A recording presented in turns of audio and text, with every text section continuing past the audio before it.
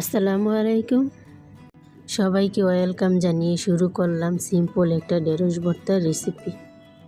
আমরা বাসায় অনেকেই ঢেঁড়স ভর্তা বানিয়ে থাকি।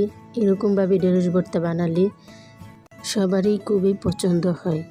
তো প্রথমে আমি ভেন্ডিগুলোকে ধুয়ে পরিষ্কার করে কেটে নেব। একটু বড় বড় সাইজ করে কেটে নিলাম আমি ভেন্ডিগুলোকে। আপনারা আপনাদের পছন্দ মতন কেটে নিতে পারেন। কচি ভেন্ডি তো তার জন্য একটু বড় বড় করে কেটে নিলাম। এখন চুলায় একটা পাতিল বসিয়ে দিয়ে দিব কেটে রাখা ভেন্ডিগুলো, দিয়ে দিব পরিমাণ মতন পানি, দিয়ে ঢাকনা দিয়ে ঢেকে দেব। ঢেঁড়সগুলোকে আমি 10 মিনিট রান্না করে নিলাম। ঢেঁড়সটা সিদ্ধ হয়ে গেলে ঢেঁড়সের পানিটাকে একদম শুকিয়ে নিব।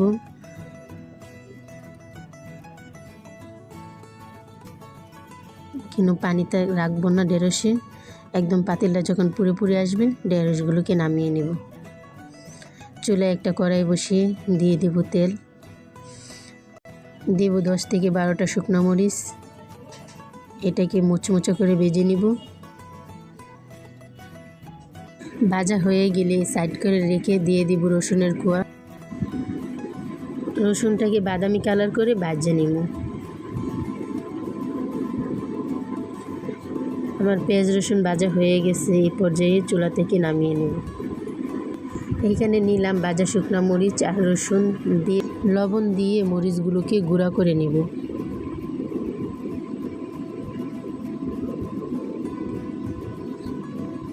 গুঁড়ো করা হয়ে গেলে দিয়ে দিব পেঁয়াজ কুচি। এখানে আমি একটা বড় সাইজের পেঁয়াজ কেটে নিয়ে নিয়েছি।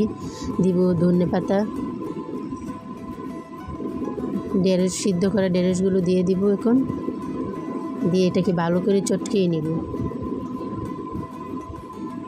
আপনারা যারা ঢেঁড়স পছন্দ করেন তারা এই সিম্পল ঢেঁড়স ভর্তাটা বানিয়ে খেতে পারেন। এত ভালো হয় এই সিম্পল ঢেঁড়স ভর্তাটা, বানিয়ে না খেলে বুঝতেই পারবেন না কখনো। গরম ভাতের সাথে যদি এই সিম্পল ঢেঁড়স ভর্তাটা থাকে তাহলে তো আর কথাই নেই। সিম্পল এই ঢেঁড়স ভর্তাটা এত ভালো হয়েছে, না খেলে কখনোই বুঝতেই পারবেন না। আজকের ভিডিওটা এই পর্যন্তই। আল্লাহ হাফেজ।